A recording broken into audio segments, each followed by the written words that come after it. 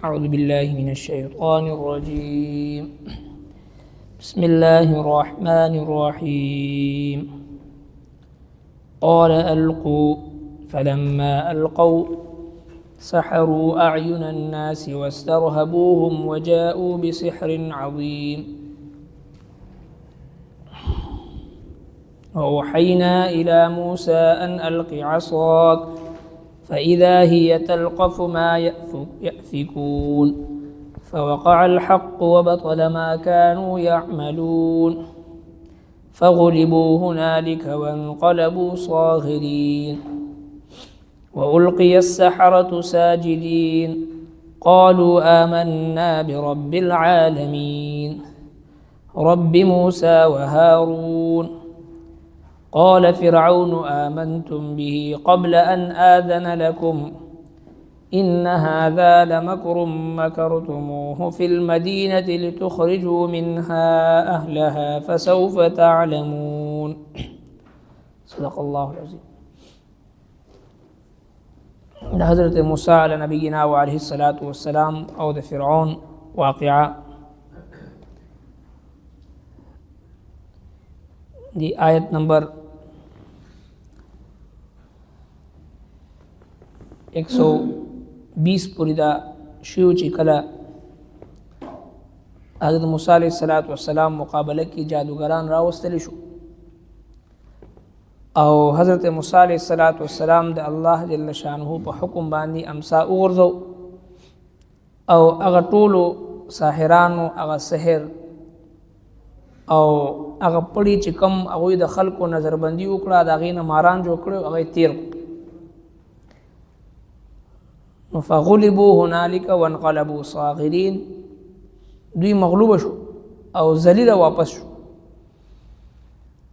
نو الله تبارک وتعالى مخکې فرمایي آیت نمبر 118 کې وَأُلْقِيَ السَّحَرَةُ ساجدين او وګرځیدل جادوګر په سجده. د دینه مخکې چې کله د حضرت موسی علیه السلام معجزه ښکاره شوه او کفر مغلوب شو حق باطل شو حق چې دی هغه غالب شو کفر مغلوب شو نو حضرت موسی علیه السلام او هارون علیه السلام دوی په سجده پریوتل او چې کله دوی د سجدې نه راپاسېدو نو هغه چې څومره ساحرانو جادوګرانو هغوی هم سجده وکړه او ایمان وروړو چې مونږه د موسی علیه السلام او د هارون علیه السلام پر رب باندې مونږ ایمان وروړو. فرعون ورته وی چې زما د اجازت نه مخکې تاسو څنګه ایمان وروړو؟ معلومیږي دا چې دا ستاسو استاد دی او نعوذ بالله تاسو د شاګردان او تاسو په خو په پلانینګ باندې خو په مشوره باندې او خو په منصوبه بندي باندې منګه د دې خار نه د وستو د لپاره تاسو سازش کړی دی. همیشه د باطل دغه وتیره او دغه مشغله او دغه طریقې واردات پاتې وي او همیشه د قیامت پورې به د باطل طریقه او وتیره وي چې کله هم د حق مقابله نشي کولی نو بیا بدنامولو کوشش کوي مختلف طور طریقې او مختلف مکر و فریب په ذریعه باندې د حق د بدنامولو کوشش کوي. دا د هر دور طور طریقه ده. لہذا فرعون هم دا چې کله د معجزې مثال پیش کول نو عاجز شو او هغه کسان چې کم د حضرت موسی علیه السلام مقابلې د پار راوستي هغوی په خپل مسلمانان شو. نو اوس دا الزام ولګو چې تاسو خپلو کې ملاوي دا ستاسو ملي بغت دی نعوذ بالله ستاسو سازش دی چې منګه د دې خاورې نه وباسي. وَأُلْقِيَ السَّحَرَةُ او وګرځیدل جادوګر ساجدین په سجده کې قالوا دوی آمنا برب العالمین ایمان وروړو مونږه په پروردگار د عالمونو رب موسی و هارون چې رب د موسی علیه السلام او د هارون علیه السلام. قال فرعون ویل فرعون آمنتم به تاسو ایمان وروړو په د باندې قبل ان آذن لكم وړاندې د دینه چې ما اجازه درکړې تاسو ته چې زه اجازه درکړم تاسو ته ان هذا بشکدا لمکر مکرتموه دا خو یو چال دی چې تیار کړی دی تاسو فی المدینه په ښار کې لتخرجوا منها چې وباسئ تاسو د دې اوسیدونکي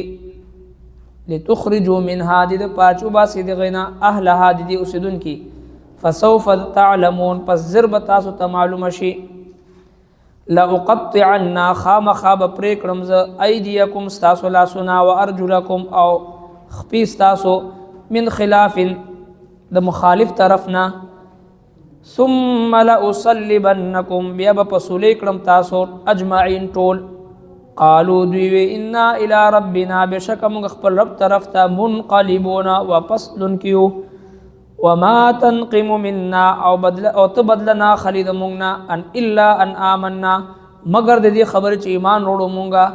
بیاات ربنا پنخد رب خپل ربنا پنخد رب خپل لما جاءتنا ارکل چغرال المونتا ربنا ایز مونږ رب افرغ علینا راواړه په مونږ باندې صبرن صبر وتوفنا مسلمین او وفات راکړه مونږ ته د اسلام په حالت کې حضرت موسی علیه السلام او هارون علیه السلام چې کله سجدې نه سر اوچت کو نو دا جادوګران په سجده پریوتل فرعون د طرف نه دوی ته پیغام ملو شو چې تاسو ما راوستي وي او زما د وینا نه مخکې تاسو څنګه کلمه ویله بل طرف ته فرعون چې دی انا ربکم الاعلى دعوا کړې و چې تاسو ټول نه اوچت رب زې من اعوذ بالله نو زه به تاسو ته سزا درکوم او داسې سزا به درکوم چې هغه به عبرتناک وي کم سزا د غل دی او د ډاکو دی چې هغه خلاص او غس خپا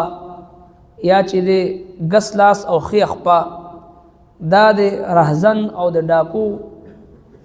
او د باغی هغه سزا ده چې کم غلا کوي ډاکا چې شوکی کوي هغه ته دا سزا ده نو لہذا د لاس او د خپې کټ کول نه بعد چې دی هغه پسولې کول زوړندول دا د ډاکو او دغه چې دی د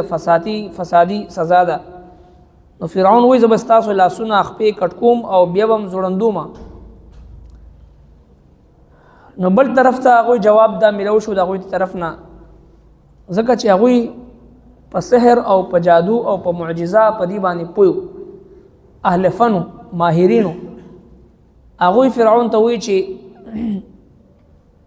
ستابل اختیار نشته سوای د دینه چې ته مونږ لا مرګ راکی او دی مرګ ته مونږ تیار او د دینه سوا تاسو سره بل څه اختیار نشته او بیا دوی د الله تبارک وتعالى طرف ته متوجی شو ربنا افرغ علينا صبرا ای زمونږ ربا ته راوړو په مونږ باندې راتوي ک په مونږ باندې صبرا صبر د صبر سوال د الله تبارک وتعالى نه کړو ځکه چې مسلمان ته د الله جل شانه مدد چې حاصلېږي نو د دوه شیزونو په ذریعہ باندې حاصلېږي یا ایها الذين امنوا استعینوا بالصبر والصلاه اے مومنانو د الله مدد حاصل کړئ د صبر په ذریعہ او د مانزه په ذریعہ یو چې کله یو مسلمان د مانزه پابند وي څومره خشوع خضوع سره د مانزه اهتمام کوي هغه عمره د الله تبارک وتعالى مدد د سره شامل حال وي او چې کله یو مسلمان د مانزه په حالت کې د مانزه په حواله سره غافل وي هغه عمره د ژوند کې چې د اضطراب او بېچینی وي نو ځکه وی چې چاته په مانزه کې سکون نه ملاويږي نو هغه په کار ده چې سکون سره منځو کې چې کله سکون او اطمینان سره خشوع او خضوع سره یو مسلمان منځ وکي نو دته د الله مدد حاصل شو او چې کم کس د مانزه په حواله سره غافل وي نو بے نماز انسان ته او په مانزه کې غلا کون کې انسان ته الله تبارک وتعالى په دنیا کې نقد سزا دا ورکوي چې د معیشت او د رزق تنگ وي ځکه د رزق د فراخي وعده الله تبارک وتعالى د مانزه سره تړلې ده الله تبارک وتعالى قرآن مجید کې فرمایي وامر اهلک بالصلاه واصطبر عليها لا نسالك رزقا زما محبوب پیغمبر تم مسکوا پابندۍ سره خپل کور ولا تم ویا لا نسالك رزقا مونږ ته د رزق سوال نه کوو تاسو نه کوو نحن نرزقك والعاقبه للتقوى مونږ ته رزق درکو نو د رزق تعلق چې دا د مانزه سره دی چې څومره مونږ پابندۍ سره وي نن د معاشره ډیر خلک د رزق د حصول د پاره حلال حرام جایز ناجایز ظلم رشوت ډیر لار اختیاري کاش کومه تاسو د مانزه پابندي کړي وي اهتمام سره خشوع خضوع سره د مانزه آداب سره فرایض او واجبات سره جمع سره چې کوم د مانځه ادا کولو حکم دی هغې طریقې سره که موږ دا ادا کړی وی د رب کائنات د مدد او د نصرت وعده او د رزق د فراخي وعده هغه مانځه کې دی. ان الصلاة تنهى عن الفحشاء والمنکر، د ټولو ګناهونو نه د ټولو جرایمو نه د منع کولو صلاحیت دا په مانځه کې دی. دغه رنګ په صبر کې دی، د هر غم، د هر مصیبت، د هر بیماری، د هر پریشانی او د هر تکلیف نه د نجات او د الله تبارک وتعالى د مدد حاصلولو ذریعہ چې دا صبر دی.